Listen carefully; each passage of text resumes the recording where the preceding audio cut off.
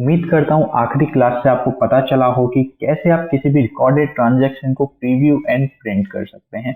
तो चलिए, जैसे कि हमने कुछ अदर अपने अकाउंट ऐड किए थे, जिसमें आपको याद हो तो हमने rent and furniture account add किया था।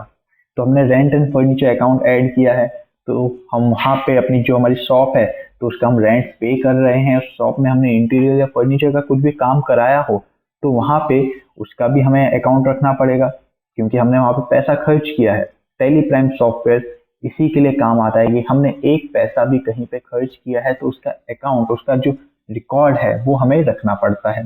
तो चलिए हम अपना रेंट एंड फर्नीचर का रिकॉर्ड भी यहाँ पे इसमें ऐड कर देते हैं। तो आ जाते हैं हम अगेन वाउचर के ऊपर। एंड अब इसमें बात आ जाती है कि हम जो रेंट एंड फर्नीचर का अकाउंट है उसे हम कहाँ पे ऐड करें, मतलब रेंट एंड फर्नीचर का जो रिकॉर्ड है वो किस वाउचर टाइप में आएगा। तो बेसिकली यहाँ पे आपके पास दो ऑप्शन अवेलेबल होते हैं। आप चाहें तो उसे परचेज में ऐड कर सकते हैं, अदरवाइज हम जनरल में ऐड कर सकते हैं। तो इस केस में हम इसे करने वाले हैं परचेज वाउचर टाइप में ऐड। सो यहाँ पे भी बहुत सारे अलग अलग मोड होते हैं, बहुत सारे अलग अलग ऑप्शन होते हैं किसी भी ट्रांजेक्शन को रिकॉर्ड करने के लिए। बेसिकली जैसे कि मैंने आपको स्टार्टिंग की क्लास में बताया था कि बहुत सारे ट्रांजेक्शन ऐसे होते हैं जो इन्वेंट्री के साथ होते हैं, बहुत सारे होते हैं जो सिर्फ अकाउंट बेस्ड ट्रांजेक्शन होते हैं। तो सबसे पहले अब हम इसे जो हमारा परचेस वाउचर टाइप है उसका मोड चेंज करना पड़ेगा। मोड कहाँ से चेंज करेंगे, तो बेसिकली यहाँ पे आप अपने कीबोर्ड में से एच प्रेस करके, अदरवाइज यहाँ पे चेंज मोड के ऊपर क्लिक करके मोड चेंज कर सकते हैं। तो आइटम इनवॉइस, तो बेसिकली जो आपका इन्वेंट्री मैनेज करना हो, आपको कोई भी रिकॉर्ड जनरेट करना हो जिसमें इन्वेंट्री नेसेसरी है तो उसमें आपको आइटम इनवॉइस रखना है। लेकिन यहाँ पे हम रेंट एंड फर्नीचर की बात कर रहे हैं तो वहाँ पे इन्वेंट्री कुछ नहीं है, मेरे को अकाउंटिंग इनवॉइस वहाँ पे रिक्वायर्ड है, तो मैं यहाँ पे अकाउंटिंग इनवॉइस सिलेक्ट कर लूंगा। तो अब आप देख सकते हैं कि यहाँ पे अब मेरे से कुछ नाम नहीं मांग रहा है कि इन्वेंट्री जो आइटम नेम थे वो सेक्शन यहाँ पे थोड़ा सा चेंज हो चुका है। अब थोड़ा इसका जो ओवरव्यू है, जो लुक है वो थोड़ा चेंज हो चुका है। तो चलिए यहाँ पे अब अपना सप्लाई इनवॉइस नंबर डाल देते हैं। तो for example supply invoice number है हमारा 85, जो हमारी डेट है उसे हम सेट कर सकते हैं। एंड यहाँ F2 की मदद से आप डेट सेट कर सकते हैं। उसके बाद यहाँ पे आ जाता है पार्टी नेम। तो रेंट हम किससे कलेक्ट कर रहे हैं, तो यहाँ पे हमने रेंट के लिए कोई अकाउंट नहीं बनाया था, तो बेसिकली हम एक पर्सन का अकाउंट बना देते हैं जो होगा हमारी शॉप का ओनर, जिससे हमने रेंट पे शॉप लेके रखी है। तो चलिए यहाँ पे हम रेंट के लिए उस पर्सन का अकाउंट क्रिएट कर सकते हैं। आप चाहें तो डायरेक्टली इसे लेजर में भी क्रिएट कर सकते हैं, यहाँ से भी क्रिएट कर सकते हैं। तो उस पर्सन का नाम हम रख देते हैं सागर। तो यहाँ पे मैं लिख देता हूँ सागर। तो ये पर्सन का नाम आ चुका है। अब सबसे बड़ी बात आती है कि ये किसके अंडर आएगा। तो बेसिकली जैसे कि आपको मैंने बताया था, ये जो हमारा रेंट है उसके लिए भी हम कुछ पेमेंट कर रहे हैं, हम पे कर रहे हैं, तो हमें रहने के लिए वहाँ पे वो जगह दे रहा है अपना बिजनेस को चलाने के लिए। तो बेसिकली ये आ जाता है हमारा एक क्रेडिटर में।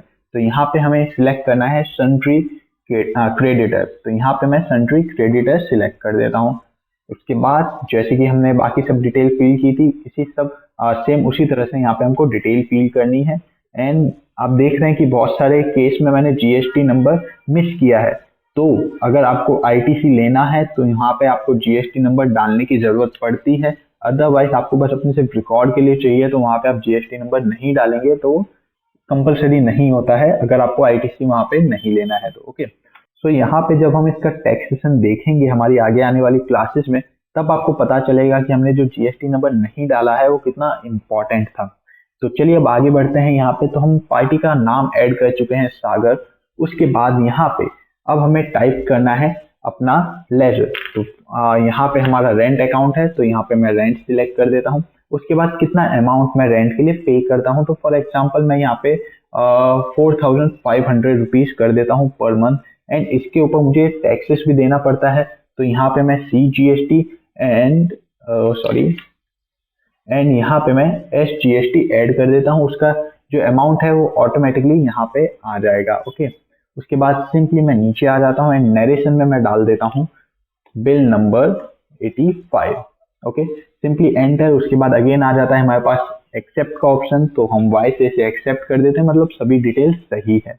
तो इस तरह से आप अपना रेंट का जो भी अकाउंट है उसका भी रिकॉर्ड यहाँ पे अपने टेली प्राइम सॉफ्टवेयर में रख सकते हैं।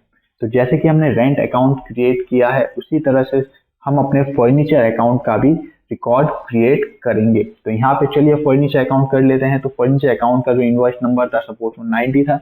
इसकी जो डेट है, डेट आप कुछ भी रख सकते हैं या जो आपको पर्टिकुलर डेट मिली है वो वहाँ पे आप सिलेक्ट कर लीजिए। डेट कैसे चेंज करते हैं आपको पता ही है।